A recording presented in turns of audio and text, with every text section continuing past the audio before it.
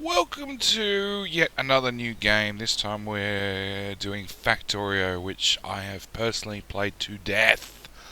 I really love this game purely because of, well, it's got the just 5 more minutes button, or syndrome. Syndrome, yeah, just 5 more minutes. I just gonna play 5 more minutes, 5 more minutes, 5 more minutes, and suddenly it's 5 a.m. and I've literally been sitting here for 12 hours straight. Um, This time round, rather than playing just a default game, which, like I said, I've played plenty of, I went to the mod library and I went a little bit nuts. We've got a few in here. Just a few. And I'm going to go through them one by one so you guys sort of understand how they're changing the game. So, advanced fluid barrels, nothing too complicated. It literally just lets you barrel all the different fluids, which is really, really handy because pipes are a pain. Anybody who's played the game will know that. Um, and it lets me have Logibots carry barrels around rather than me trying to get pipes from one side of the map to the other.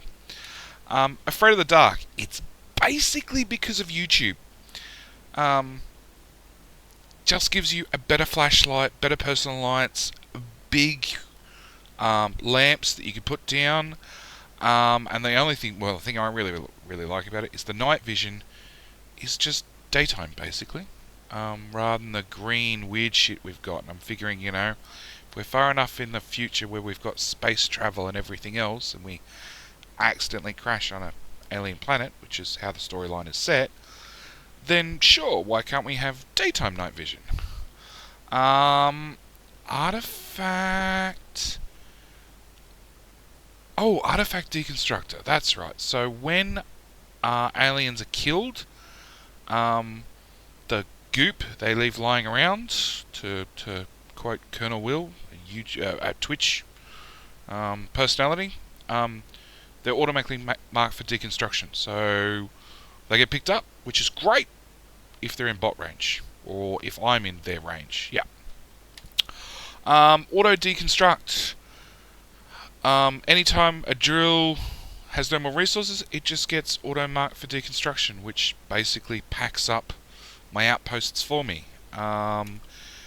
Big bags basically makes your inventory massive, and rather than being able to hold, say, 100 iron, it's 1,000 iron. It basically increases all the stack sizes by 10, which just means that I become my own one-man outpost train, which I like. I want to go out and build an outpost. I don't want to have to make sure I've got a train with all the shit I need and maybe have to go back to base to get more shit to then come back out. It's just makes life easier. Blueprint print flipper just lets you take a blueprint and rather than rotate it, lets you flip it horizontal or vertical. Blueprint string lets you import blueprints from outside sources. So if I've made something really, really good in the past, which I have done quite a few times, I can then save the string as a text file and then import it into another game. Equipment hotkeys lets you turn off the skeleton, night vision, and personal robots. I mainly wanted it to turn off the roboports. Didn't really care about anything else, and from memory it doesn't work, but I'm going to test it. EVOGUI. So this puts up in the top corner just some basic stats about the game. Current playtime, current evolution, that sort of stuff. Faster trains. Rather than their top speed being about 250-ish, top speed's now about 350, 400 from memory. Yes, and I think... Yes, and we're going to build a new train to do that. So it uses 2 normal trains or something and makes the new train go faster. Filtered deconstruction planner. Basically gives me a deconstruction planner where I can say, hey, just remove the trees. And it just rips up the trees for me, which is awesome. Initial scan just gives us a big scan of our starting area, just so we get a bit more idea. Because after this, I will go and make 4 or 5 or 10 or 20 new games, and then decide which one we're going to keep. because you get some really shit starts locations sometimes, which one of these other mods will really screw up sometime. Minimap auto hide. So when you're hovering over a logistics chest, the half the logistics crap you can't see here gets moved up because the minimap pisses off. That's basically it. Natural evolutions, buildings, enemies, and expansions. Now, this basically makes the biters hard. Really hard. Really, really, really, really hard. Buildings lets us build biters, for lack of a better explanation. I haven't played with it. I will play with it during this mod, this game playthrough, obviously. The enemies gives us new enemies, and they do more damage. They do different types of damage. They've now got laser resistance, which is going to make the game different. I'll say that much. And expansions. So yeah, it gives us a counter up the top, and during different phases, they can either be like civilized or really, really mean, and we're going to find out which it is later, whilst playing. So there might be times where we want to expand, and there might be times where we just want to hide in the base and wait for the darkness to pass. The orbital ion cannon. Basically, rather than launching a rocket with a satellite and the game being over, you can keep playing. It gives you something to play towards. You launch more satellites, this time with ion cannons. Much like Command & Conquer, that's the word I'm looking for. The old Command & Conquer, the original one, with the GDI ion cannon. Basically same thing. Satellite uplink station, which goes with the ion cannon mod, lets you jump into a big dish, for lack of a better word, as a building, and then scroll around the map. So yeah, it lets you quickly scroll to a base 5 miles away and have a look at it at least. You can lay blueprints, so it's really handy for laying out solar panels, and getting around the map in a hurry. And at the same time, you can order your ion cannons where to fire. So we can roll across a biter base and go, oh look, there's biters. Fire an ion cannon there, providing we've got one in the air that's fully charged, because they do have a cooldown time. Score extended. The main reason I use this one is it's got a button you can tick that lets you launch rockets non-stop, rather than me having to go back and say fire. So that's about it. It does give us a few more options, average rocket speed, that sort of stuff. I picked that up a while back because I was playing a game where I was trying to do 10 rockets per minute, and literally running back and forward and clicking launch all the time got really boring. So this worked wonders. Squeak through lets you pass between objects you wouldn't normally be able to. So I can actually run through the solar field, run through pipes, run between steam engines, running through mining drills. A little gap between two mining drills that you can't normally fit through, you can now run through them. Tiny Start gives you a small power armor, very, very crappy armor, 2 roboports, a tiny little itty-bitty fusion reactor, and a couple of robots. And the main reason I've got this is because of this mod, which is Toxic Jungle, which is, you'll see when we start. You thought trees were bad normally when you encounter a forest. The whole map is forest. It's non-stop forest.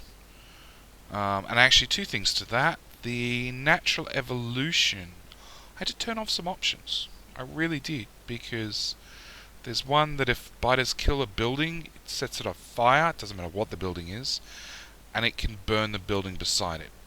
Turns out that really sucks with Toxic Jungle and the other things turned on. It was not possible to play. And there was another one I had to turn off. Oh yes, if you cut down trees, you instantly got attacked by biters. Really wish that was in the notes somewhere my first time I played with this mod set. Wow, did that make life difficult.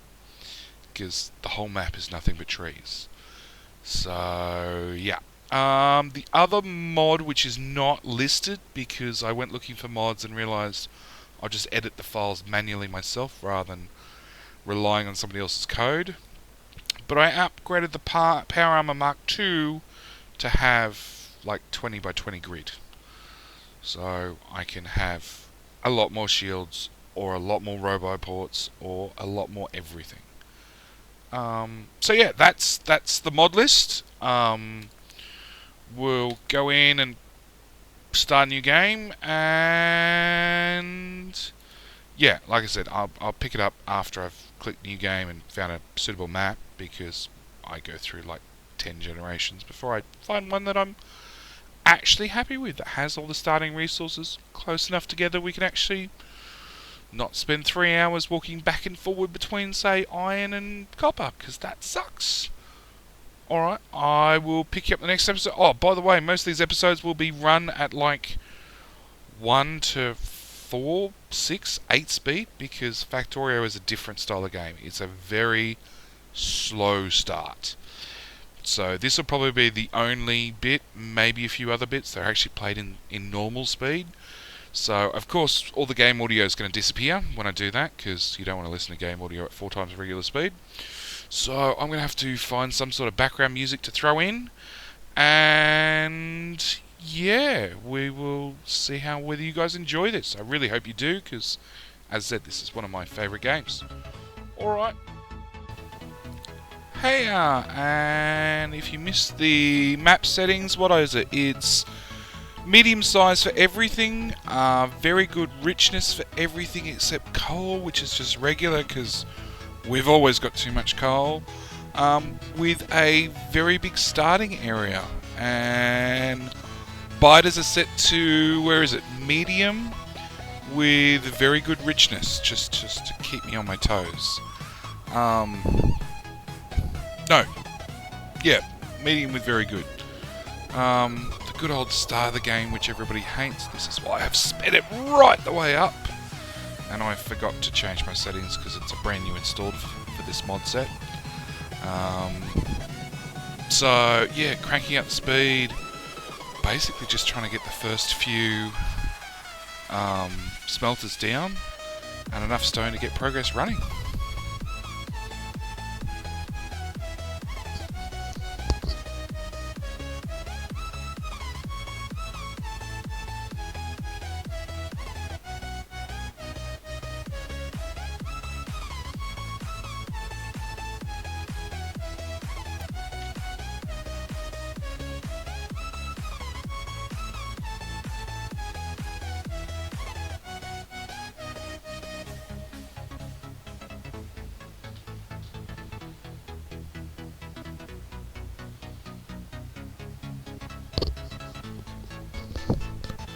I forgot to mention, yes, this is the joys of the Toxic Jungle mod.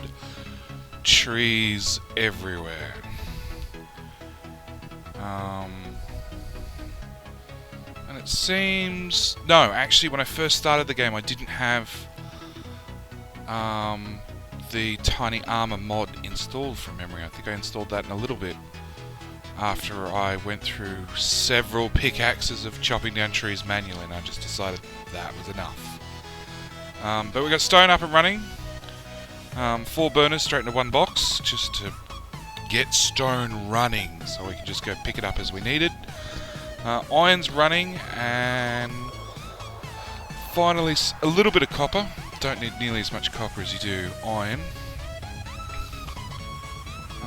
Next big project, I think, is a lot more iron, and then steam power finally.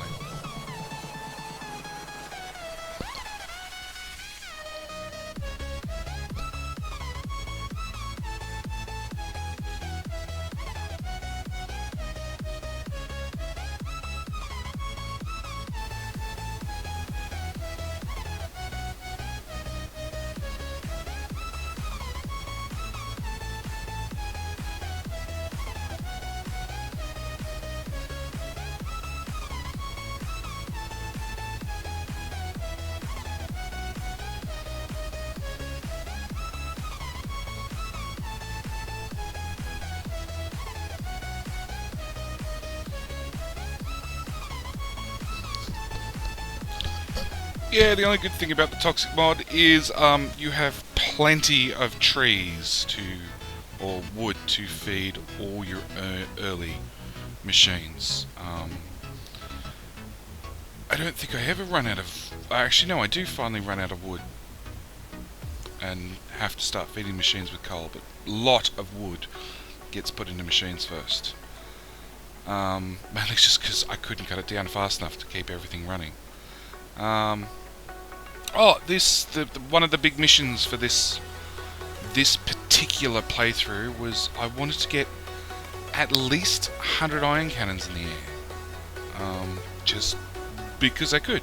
That was sort of one of the missions or objectives I set for myself. Or kill 1,000,000 blighters, because it's not up in the top left hand corner yet, but it will show up when I remember to change the options. We get a biter kill count along with overall playtime. That's another thing I set for a challenge I set for myself. No pausing. So this is played straight through. I think 12 hours roughly normally when I do a no pause game. It takes me before I'm set up enough I can walk away and know I'll be alive overnight, or at least hope to be alive overnight. Here we go. Turn on the settings finally. And now you can see our playtime, time of day, the evolution by T stations. So that's part of the evolution mod. You can put down buildings to hopefully negate and maybe even reverse the evolution of biters, which is something I always want to do. I'm looking for a good mod, always am, that let me reverse biters. So that way if they got too hard, too annoying, I could then expand and push them back, which is what would normally happen in a war, so to speak. Plus we can see their current evolution state, so whether they want to pick on me or not. We're still in peaceful, but we do get a number figure later, and the higher the number, basically the meaner the biters are and the more they're out for your guts.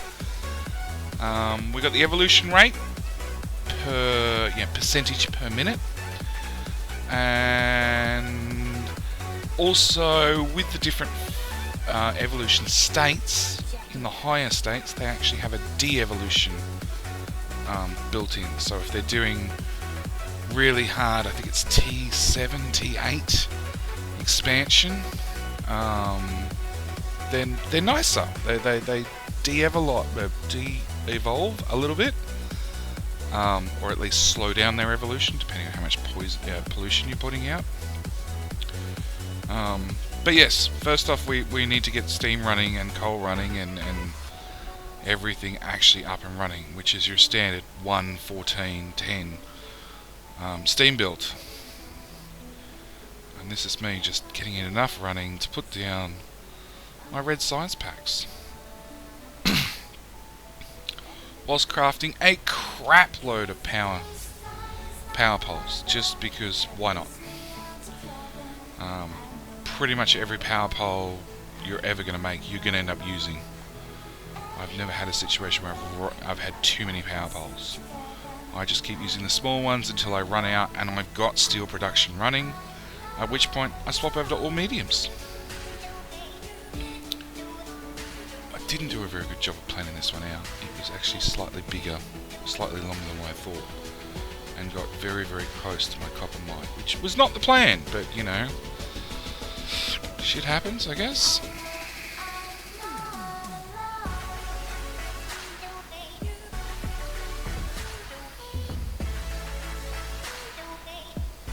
Oh, that's right, I had to turn the end because it got too close.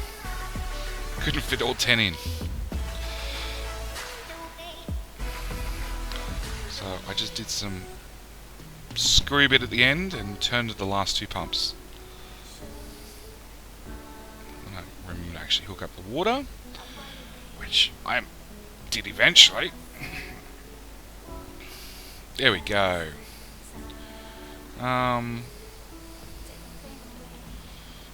And we're just trying to clear some more room to just get science automated. You know, just need basic red science. I'm happy to feed the machines by hand, so to speak, but just need like basic automation of science.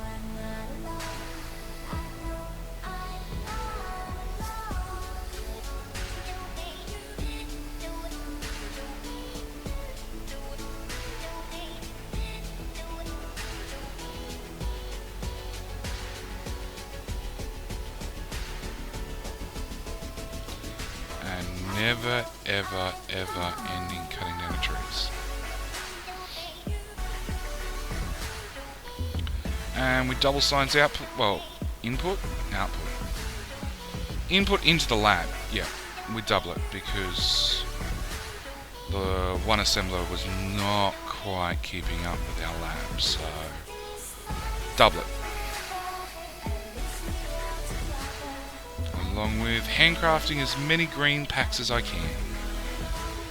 Just purely on the opinion of, you know, the faster it gets running, the faster we get green packs running, the faster we can get through the research.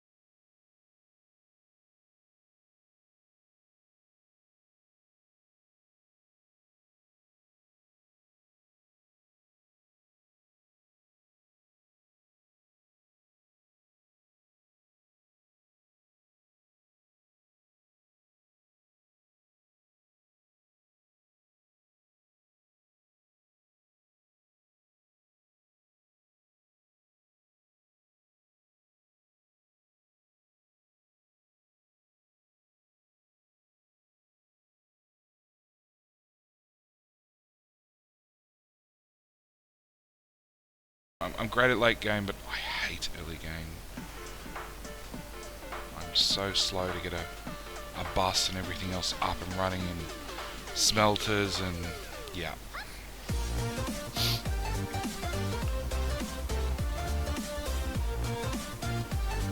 Mainly because I have a habit of over-engineering everything. I don't want to go to a bus system until not when I've got one smelter set up. I want to have like 2 or 3 or 4 set up right from square one.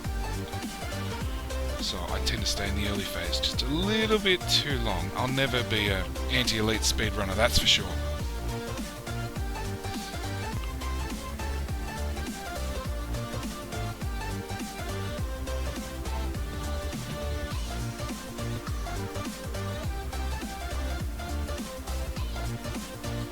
Here we go, this will be green science, I hope.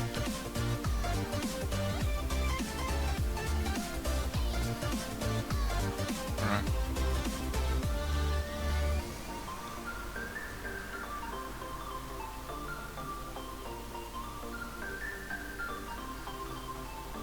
Ah, no, I just jumped down somewhere to make chips for me. Just because I'm using so many of them.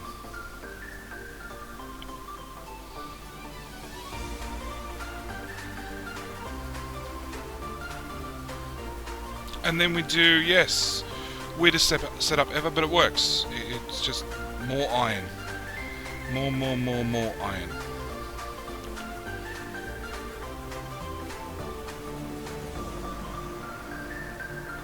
Same story, I come down here and set that one up to automate stone, so I didn't have to keep running down and putting fuel in it.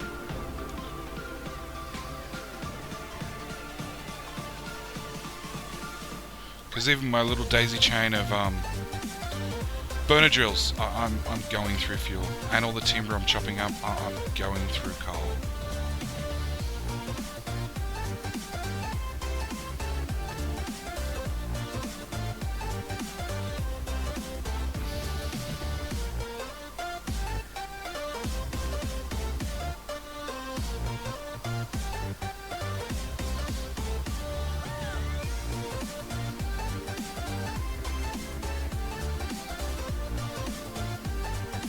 Yeah, as 015's coming out soon, and I've decided this will probably be my last game with biters, because you don't need to collect biter goo anymore to make science packs, so I don't even know whether I'm going to have biters in future games. I decided to go big and do a mass exodus, so to speak.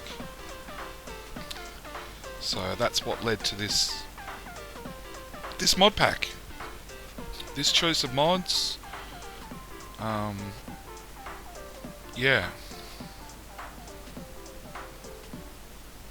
And right about here, I think, I get hit, there we go, I'm getting hit by biters. And I died, like that. This is like, we're at, what, 1.7% evolution? But already they're killing me off. They are that nasty. So, load the save, try again.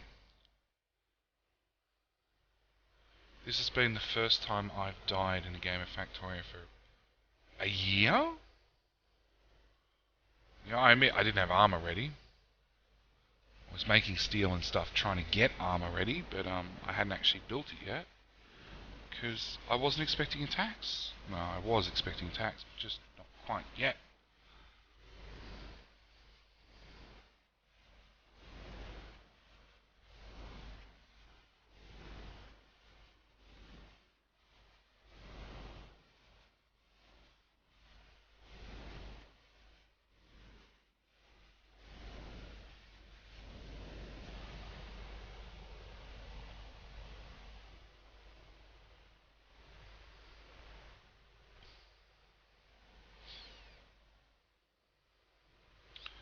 And then, yes, we get stone automated and steel automated, well, half automated.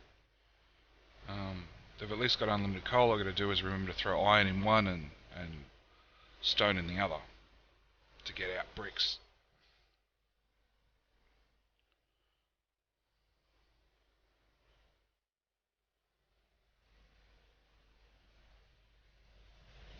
Yeah, automate ammo. That sounds like a good idea.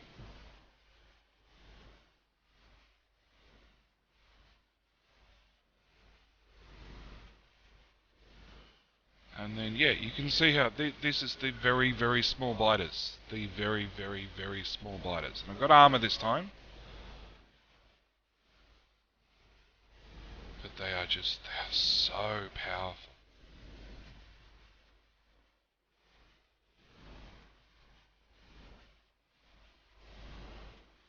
Oh, I hope I live. I can't even remember. Nope.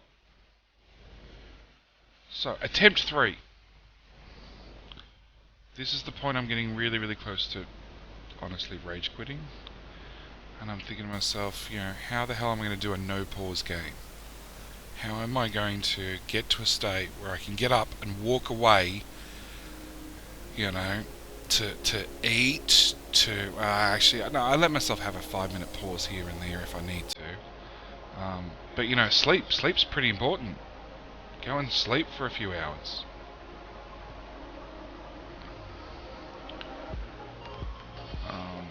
First answer is craft as much bloody ammo as I can. don't think I've got the machine gun unlocked yet.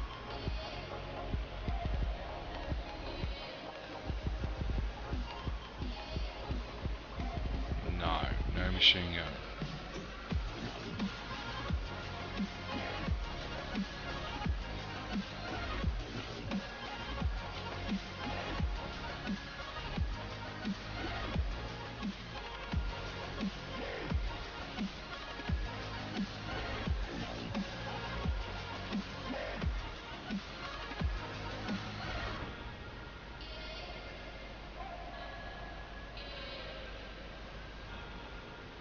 But I do have a steel pickaxe, so now harvesting timber is a lot faster.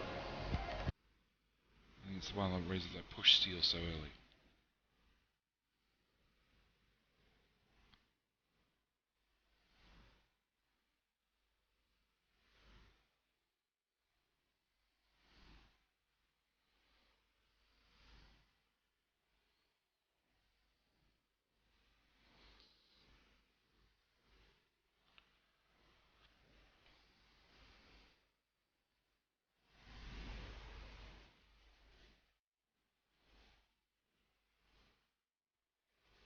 So I try to get all the ingredients together, so as soon as I got this research done, I can actually craft my armor. Because I now know I'm really going to need it.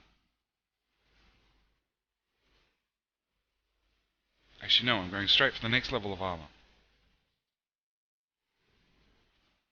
Because the basic armor's crap.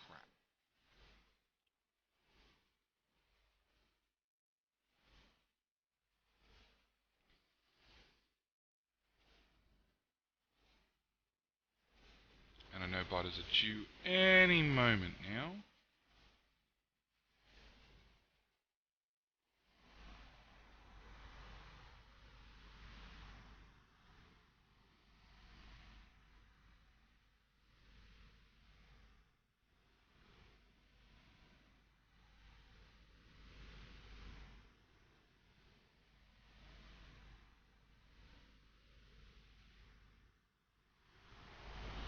But I've got myself a machine gun, I've got a turret to hide behind. We're getting there, we're getting there.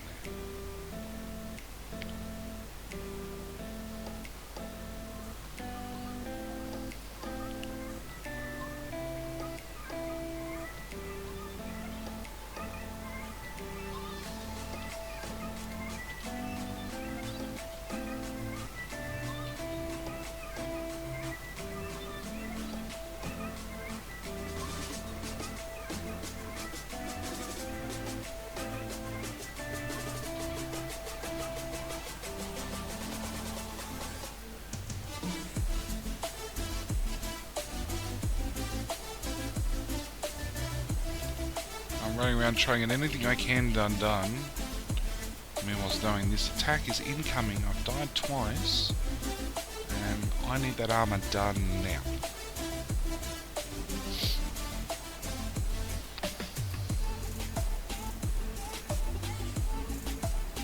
I need the research done. I need the armor done. I need more of everything.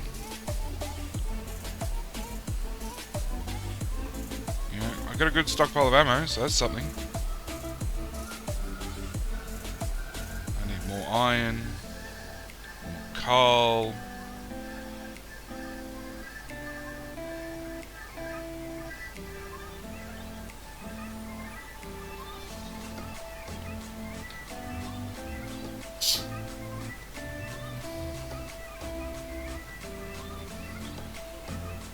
Trying out the shotgun.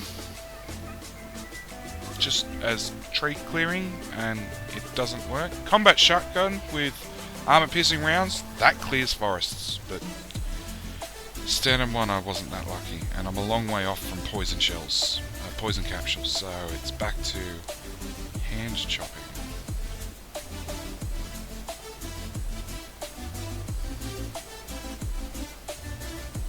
No, that's right, I didn't put on the armor. I had the mod, but I didn't turn it on early game because it was a bit of a death world, and I didn't want to give myself the advantage of. It's not quite a power armor mark, the modular power armor. but it's much better than this basic armor, or even than the heavy armor. It's way better than both of those. So I thought, no, look, I will tough it out, and then either I'll have no trees left and it'll be all good, and that's the point where I'll go, okay, fine, I'll turn the mod on, I'll have the armor, and we'll go from there. Like I said, it was mainly for the roboports.